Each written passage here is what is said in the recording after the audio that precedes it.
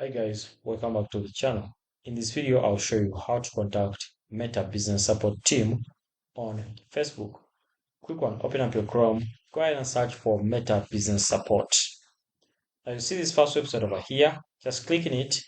Once you click in it, it will then open up. Now it will open up like this, and this is how it will be looking like. Same page. Now once it's open, you don't have to use the AI over here. Okay, all you have to do is quite simple. Just tap on support.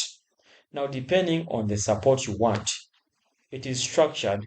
If you want support for managing your account, support for publishing content, advertising, selling, okay, or if you want support generally, just click on get support.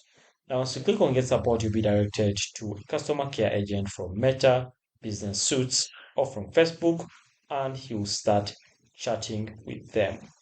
So basically, that's it, guys. Subscribe.